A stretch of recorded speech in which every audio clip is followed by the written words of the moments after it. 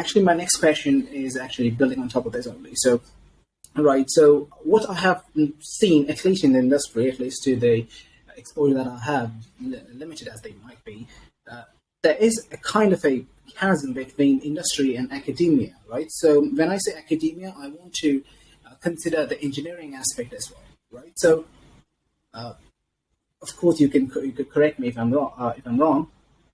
What I'm seeing, at least in the industry, is that there are lots of regulations, right? So to speak, regulations coming up, and while they have achieved a lot of stuff, what they have done essentially is that they have said, you shall not do this, and you shall do certainly this. But how to do that, is a huge question mark that they haven't really answered, at least in my opinion, right? So I believe that how is the engineering part, and the academia is the precursor to engineering. And what I'm seeing is that the companies are struggling, like they're struggling to do that. So here comes the privacy by design. So when you are building a new system, instead of circumventing around GDPR or CCPA, how to avoid how to avoid fines, how to not violate, instead of doing that, let's talk about what if the companies could actually, build their products or services around privacy, like privacy by design, right? So I believe there's a huge chasm. So what do you think? What do you think that companies can do right now to do this, to actually address the question instead of circumventing the laws, so to speak? Well, I think you're step back for a second. We've come a long way over the past few years with privacy regulations. They've come into force, and they're starting to get some enforcement mechanisms now.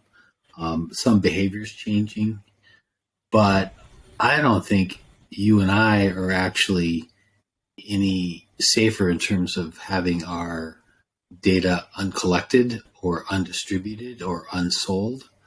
In fact, I think more of our data is being collected, and more of it's being copied, and more of it's being sold because there's more of it, and there's more players out there. The FTC said back in 2014 there were like 4,000 data brokers. I think there's a lot more than that now. I mean, it's like 8 years later, right? So I've even got a database of data brokers that I've tried to put together because nobody else has one. I've petitioned the FTC and a couple other government organizations, and nobody claims to have a database of data brokers. Obviously, that's an industry that needs some regulation, and apparently nobody even knows who they are. So, but to come back to your question, I think you can see the scale of the problem, right? We have new regulations, but we aren't any safer. So obviously it's not working. So how do we incent these companies to do something? Consumer sentiment is changing, despite what you might hear from some quarters. I think some ad tech people are still sort of naively saying that consumers don't care about privacy, but they do, even if their actions don't always show it. So I do think that the companies that have a privacy forward, privacy by design, privacy by default mentality can win in the marketplace. The problem is, for a lot of these companies, that if they're up against incumbents in a market that have a network advantage, they've got a big hill to climb, right? So it's not like a Happy Book can compete against a Facebook very easily. Yeah. Because because they've got more privacy. We've seen that's a big problem. So competition needs to be enhanced in order for these privacy preserving alternatives to have a real chance.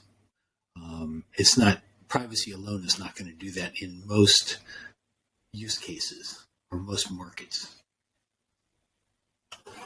I really like your optimistic view that certainly the consumer sentiment is changing. To me at least what I can see in my surroundings, that privacy. People are concerned about privacy, but they talk about it, but they view privacy as given rights, right? So there was this professor that I had talked with from the University of Ottawa.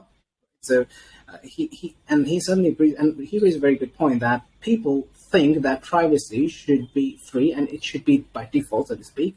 But the problem with that, if you get something for free, you take it for granted, so to speak, right? So that is why they talk about it. They want privacy, but they view privacy essentially as a nice-to-have feature, right? So till now, what if a product is offering something better, like some other better feature or services, and privacy is not at the core, customers are willing to overlook that and use that. But I really like your optimistic views, where you said that sentiment is essentially changing, and I truly believe that when new players will rise in the market to provide the same service or even better services with privacy at the core, I guess companies who are not doing that will be incentivized to do that, right? So I really believe that, and thanks for that. Building on